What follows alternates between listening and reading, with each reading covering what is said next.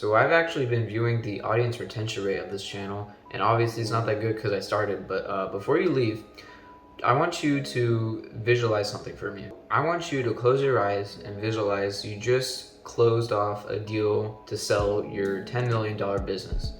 You're really happy and you're really excited, and you just found the 10 million in your bank account. Obviously it's not going to be like that, but just imagine you got 10 million in your bank account.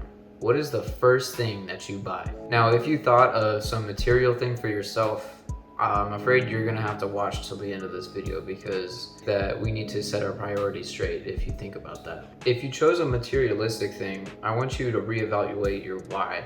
So why did you choose something that, could come and go at any point in time, and you can buy a new version of it, or you can get it replaced for something bigger and better, when you can choose something like your family who can leave at any point in time and you can never have them back?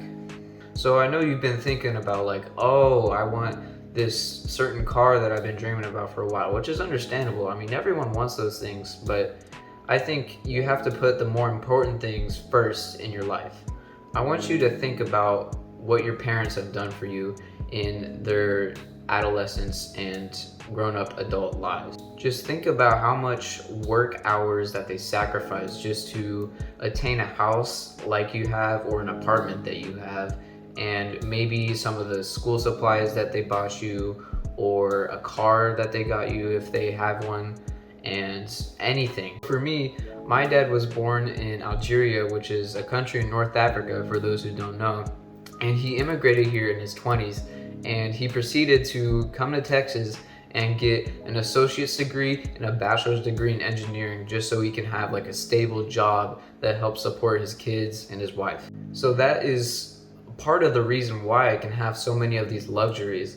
I have a car already. I have a nice gaming PC that he helped me buy. I mean, I worked for my own, but he still helped me buy it. I probably couldn't do it without him.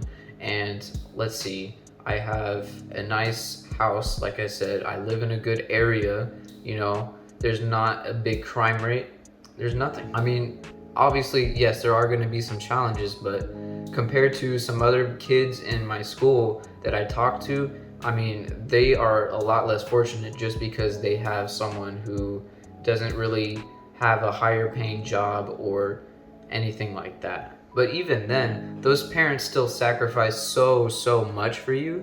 I mean, they still work hard just to get food on the table, just like my dad. They still do the same thing. They still sacrifice so much for you. And it's not like my dad is retired and living happy. I mean, he has to wake up to go to work just like any other adult. So does my mom. She has to wake up with knee surgery that she's recovering from, and she has to go to work like every single day. And it's just not what she wants to do, but she has to do it to provide for me and to put food on my plate so I can be as best as I can. So you think about that and you think, why would I try to settle for something average when they sacrifice pretty much their entire lives for me? Let's go back to that scenario where you imagine you close your $10 million business, and let's say you buy a good house, and then you also go and call your parents and you say, okay, come in and move with me. You never have to work a day in your life. I'll pay the bills. I'll put food on the table. All of it is covered. You can probably imagine, first of all, the great sense of gratitude that it'll give you when you realize that your parents don't have to work another day in their lives to provide for you, and you realize that they are finally gonna live their best life just because of you. Now you have finally repaid them for all the sacrifice that they have made in their past years. Alright, so now that we figured out our why, let's talk about why you actually want those materialistic things in the first place. So let's go ahead and say that you buy a Rolex just because you can and you can afford it, and you're just gonna go and show it to all your friends. They're gonna be like, wow, look at you, you got a Rolex, that's so cool. But if you think about it, then everyone's just gonna be like, oh yeah, he has a Rolex. Doesn't matter anymore. I mean, he's still him. He's still the same person. So what does it matter? And to be honest, it really doesn't make much of a difference if you're happy or not. I mean, maybe it gives you a little dopamine boost that you feel good, you feel accomplished, but it just runs out. And you might be thinking like, oh, maybe it's just gonna go attract some more friends that think I'm cool because I'm wearing it. But if you think about it, no, they're not gonna actually want you as a person. They're gonna be around you just because you have these nice cars and nice clothing, just because of that. And that's honestly not what a good friend should be like. I mean, maybe you can't actually afford it and you took out like a big loan just to do it, which is honestly stupid in itself. But some people probably would do that and they end up hurting their future self because you just can't afford it.